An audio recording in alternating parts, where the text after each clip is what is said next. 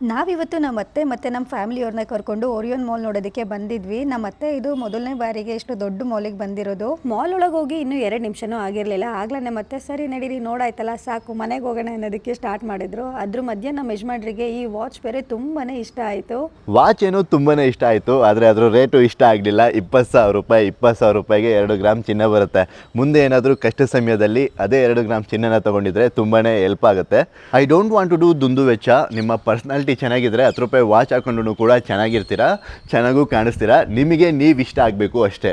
ಮತ್ತೆ ನನ್ನ ಅತ್ತೆ ಮಗಳು ಬರ್ತಡೇ ಇತ್ತು. ಮೇಡಮ್ ಅವ್ರಿಗೆ ಗಿಫ್ಟ್ ತಗೊಳ್ಳಿ ಅಂದರೆ ಇರೋ ಬರೋ ಆಭರಣಗಳನ್ನೆಲ್ಲ ಹಾಕಿ ನೋಡ್ತಾ ಇದ್ಲು. ನಮ್ಮ ಪುಟಾಣಿಗೋಸ್ಕರ ಕೇಕು ಮತ್ತು ಗಿಫ್ಟ್ನ ತೊಗೊಂಡೋದ್ವಿ. ಕೇಕ್ ಕಟ್ ಮಾಡಿಸ್ಬೇಕಿದ್ರೆ ನಮ್ಮ ಪುಟಾಣಿ ಮುಖದಲ್ಲಿರೋ ಖುಷಿ ನೋಡಿ ಎಷ್ಟು ಚೆನ್ನಾಗಿದೆ ಅಲ್ವಾ. ನಮ್ಮ ಪುಟಾಣಿ ಯಾವಾಗಲೂ ಇದೇ ಥರ ನಗ್ನಗ್ತಾ 100 ಕಾಲ ಖುಷಿಯಾಗಿರಲಿ. ಪ್ರೀತಿ, ವಿಶ್ವಾಸ, ನಂಬಿಕೆ, ಸ್ನೇಹ ಇವೆಲ್ಲ ಹುಡುಕಿದ್ರೆ ಸಿಗುವ ಅಥವಾ ಹಣದಿಂದ ಕೊಂಡಿಕೊಳ್ಳುವ ವಸ್ತುಗಳೇ ಅಲ್ಲ. ಇವನ್ನೆಲ್ಲ ನಾವು ಒಳ್ಳೆಯ ನಡತೆಯಿಂದ ಮತ್ತು ಸದ್ಗುಣಗಳಿಂದ ಮಾತ್ರ ಗಳಿಸಲು ಸಾಧ್ಯ.